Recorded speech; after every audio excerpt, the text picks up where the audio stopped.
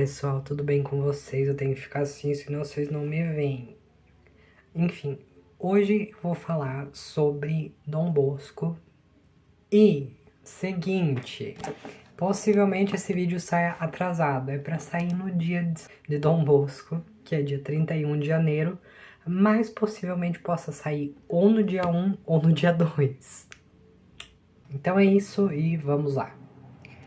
Giovanni Bosco nasceu na noite de 16 de agosto de 1815 no vilarejo nas colinas de Bec, Itália.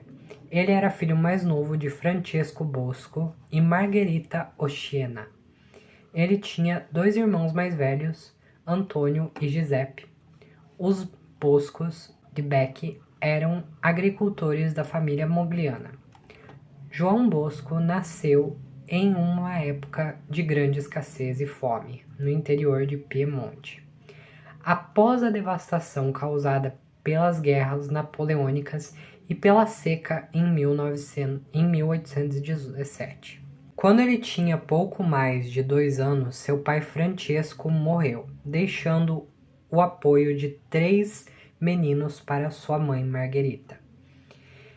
Ela teve forte papel na formação e na personalidade de Bosco, e foi uma das primeiras defensoras dos ideais de seu filho. Em 1825, quando tinha 9 anos, Bosco teve o primeiro de uma série de sonhos que desempenhariam um papel influente em sua perspectiva e trabalho. Este primeiro sonho deixou uma impressão profunda nele pelo resto da vida. Segundo suas próprias memórias, aparentemente Bosco viu multidão de meninos muito pobres que brincavam e blasfemavam, e um homem que aparecia em roupas nobres, de porte masculino e imponente. O homem disse-lhe: "Você terá que conquistar esses seus amigos, não com socos, mas com gentileza e bondade. Portanto, comece agora mesmo a mostrar-lhes que o pecado é feio e a virtude é bela." João Bosco, aos 10 anos de idade, no oratório festivo, começou a observar a atitude dos colegas de classe, e em todas as lutas era o arbitrário. Os meninos mais velhos tinham medo dele, porque João Bosco conhecia seus pontos fracos e fortes. Quando os artistas que viajavam se apresentavam em um banquete local nas colinas próximas, João observou e estudou os truques dos malabaristas e os segredos dos acrobatas. Em seguida, ele mostrava sua habilidade como malabarista, mágico e acrobata, com orações antes e depois das apresentações. O dinheiro que ele precisava para preparar todos os shows foi retirado da venda dos pássaros que caçava e o dinheiro que sua mãe lhe deu porque ela confiava nele. A pobreza impediu qualquer tentativa séria de educação. Os primeiros anos de João foram gastos como pastor, e ele recebeu sua primeira instrução de um pároco. Pensa-se que suas experiências de infância o inspiraram a se tornar um padre. Na época, ser padre era geralmente visto como uma profissão para as classes privilegiadas, não para os agricultores. Embora não fosse desconhecido, alguns biógrafos retratam seu irmão mais velho, Antônio, como o principal obstáculo para a ambição de Bosco de estudar. Quando o irmão protestou que João era apenas um agricultor como nós. Uma manhã fria de fevereiro de 1827, João deixou sua casa e foi procurar emprego como criado de fazenda. Aos 12 anos, ele achou a vida em casa insuportável por causa das brigas contínuas com Antônio. Ter que enfrentar a vida sozinho em uma idade tão jovem pode ter desenvolvido sua simpatia posterior para ajudar meninos abandonados. Depois de implorar sem sucesso pelo trabalho, Bosco acabou na fazenda de vinhos de Luiz Moglia. Embora Bosco pudesse estudar sozinho, ele não pôde frequentar a escola por mais 2 anos. Em 1830, ele conheceu José Cafasso, um jovem padre que identificou algum talento natural e apoiou sua primeira escola. Em 1835, Bosco entrou no seminário de Cherry, próximo à Igreja da Imaculada Conceição. Em 1841, após 6 anos de estudo, ele foi ordenado sacerdote na véspera do Domingo da Trindade, pelo arcebispo Frassoni de Turim. Fez a sua primeira comunhão em 1826 e em 1828 começou a estudar e aos 16 anos passa a frequentar a escola de Castelnuovo. Como pronuncia isso? Castelnuovo. Ok. De Asti. Em 30 de outubro de 1835, quando completou 20 anos, ingressou no seminário de Cherry, sendo ordenado sacerdote em 5 de junho de 1841, pelo bispo Luigi Frassoni. Após a ordenação, transfere-se para Turim. Ao visitar as prisões, Dom Bosco ficou perturbado ao ver tantos meninos de 12 a 18 anos de idade. Ele estava determinado a encontrar um meio de impedir que terminassem aqui. Devido ao crescimento populacional e à migração para a cidade, Bosco considerou os métodos tradicionais do ministério paroquial ineficientes. Ele decidiu que era necessário tentar outra forma de apostolado e começou a encontrar os meninos onde eles trabalhavam e se reuniam, em lojas e mercados. Eles eram pavimentadores, cortadores de pedra, pedreiros, rebocadores que vinham de lugares distantes, recordou em suas breves memórias. O oratório não era simplesmente uma instituição de caridade, e suas atividades não se limitavam aos domingos. Para Dom Bosco, tornou-se sua ocupação permanente. Ele procurou emprego para os desempregados. Alguns dos meninos não dormiam e dormiam embaixo de pontes ou em dormitórios públicos sombrios. Por 2 vezes ele tentou fornecer acomodações em sua casa.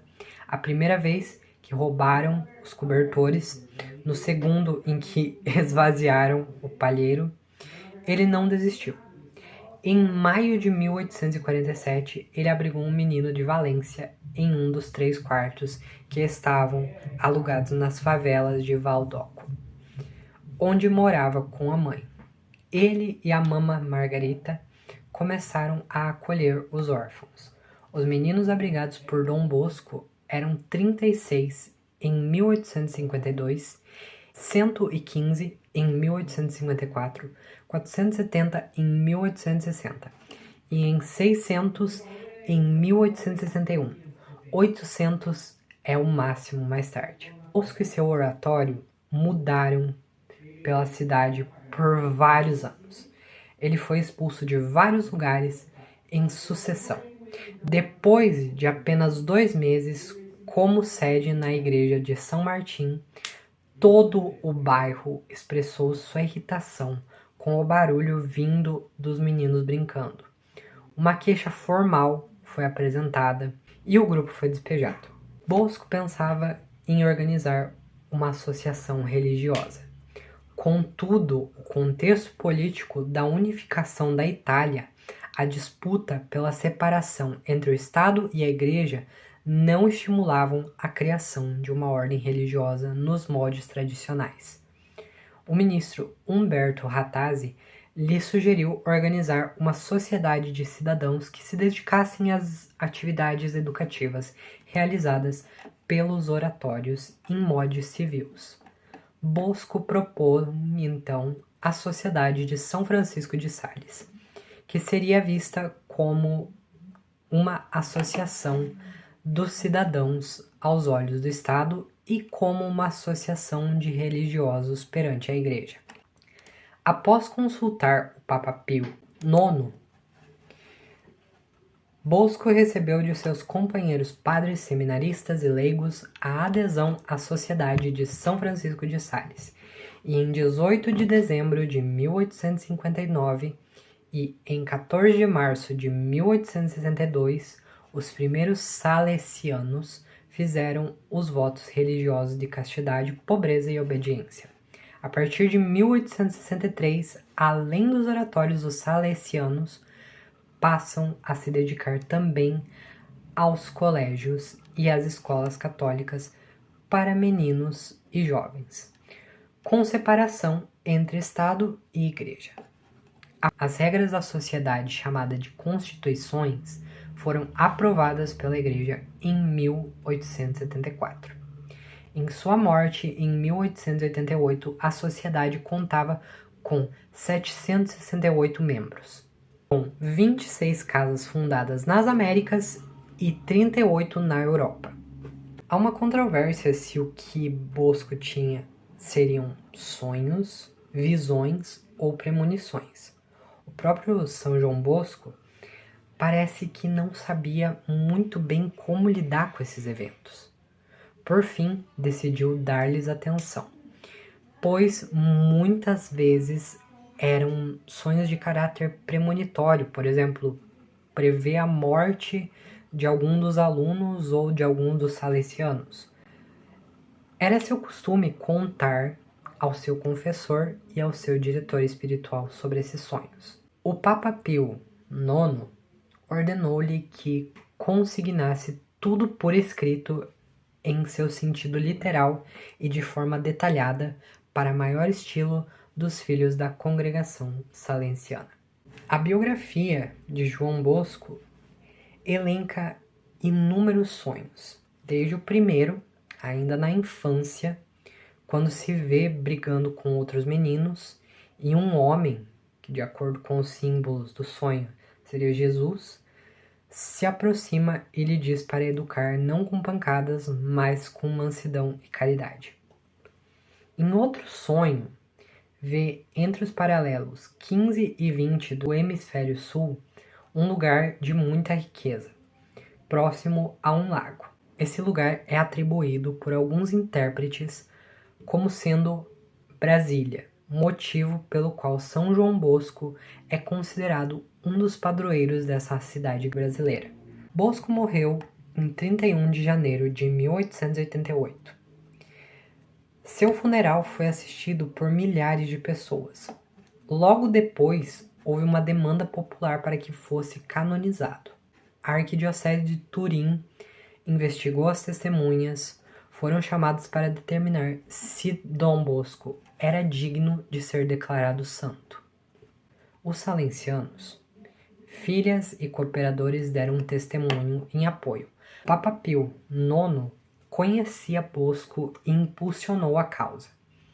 Beatificou Bosco em 2 de junho de 1929 e o canonizou no domingo de Páscoa de 1934, quando recebeu o título de Pai e Mestre da Juventude. Para os propósitos da beatificação, a Igreja Católica considera um milagre. No caso de Dom Bosco, ela considerou a cura milagrosa de Teresa Caligari e Provina Negro. Em Castel San Giovanni, na província de Piacenza, Teresa Caligari, de 23 anos, em novembro de 1918 adoeceu com pneumonia, de origem gripal. Hospitalizada, ela se recuperou de sua pneumonia, mas durante sua convalescença adoeceu com poliartrite infecciosa rebelde. A cada tratamento, a patologia tornou-se crônica. E em 1921, também devido a complicações, a mulher não podia mais comer.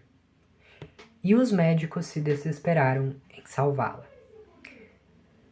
A conselho de um amigo, ela iniciou uma novena a Dom Bosco, repetida em julho do mesmo ano. Em 16 de julho, 8º dia da novena, a situação se deteriorou mais ainda, e pensou que a jovem estava prestes a morrer.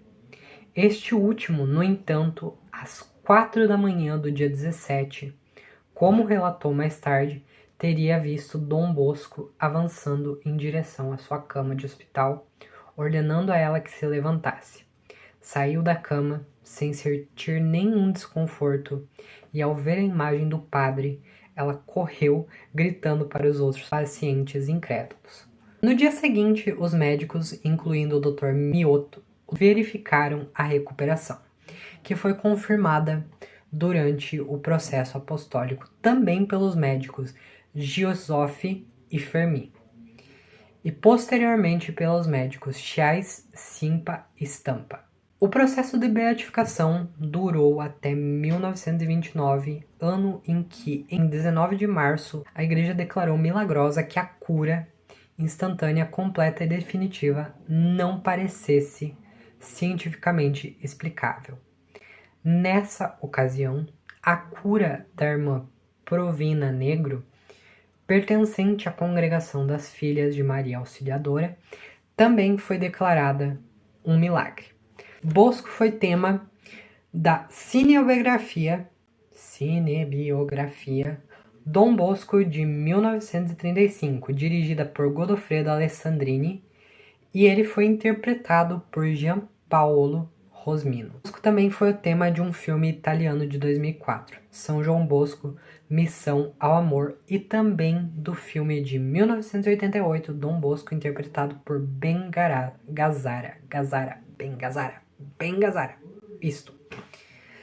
Então, gente, basicamente é isso. Eu espero que vocês tenham gostado. Se você gostou, se inscreva no canal, deixa seu like, deixa um comentário para eu saber o que você pensou sobre esse vídeo. Me fala aí se você já conhecia Dom Bosco, se não conhecia, deixa aí nos comentários. É isso e tchau!